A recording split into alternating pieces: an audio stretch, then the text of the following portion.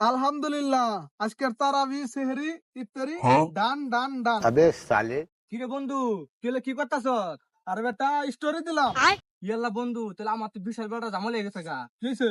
কালকে রাতে আমি উদা নিয়েছিলাম, সিঁড়িও করছি, তারা বিনা হাসে বলছি, কিন্তু আমি ফেসবুকে কোনো স্টোরি দেই নাই। স্টোরি দাও নাই? না তোমার তো উজা হয় নাই, তোমার উজা কাজা হয়ে গেছে গা, বুঝো নাই?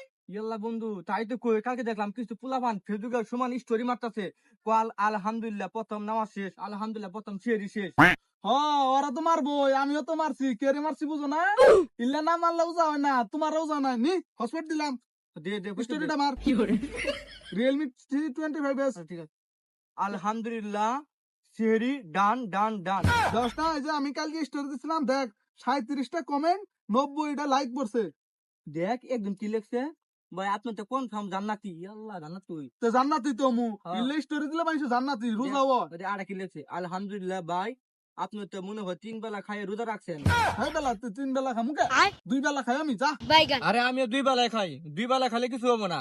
আরে বেটা খাওয়া কোনো বিষয় না, মেন বিষয় হলো স্টোরি, ঠিক আছে? স্টোরি না দিলে মানুষ বুঝবো কি ভাই যে আমরা রোজা করি, আর প্রত্যেকদিন স্টোরি দিস। হ ভাই আজকে আমি 3টার সময় উঠবো, সিয়ারির সময় উঠে কি করবো, আগে খামো না, আগে তো দিবো আলহামদুলিল্লাহ সিয়ারির ডান। দিবি তাহলে উজা হবো। কাল থেকে দেখাবি আমার কোথা কারো। প্রত্যেক দিন এটা প্রত্যেক দিন দিস। যা তাহলে। আচ্ছা তাহলে বন্ধু গেলাম। যা, দেখে প্রত্যেকদিন স্টোরি দিস। স্টোরি না দিলে কিন্তু উজা হবো না। अबे साले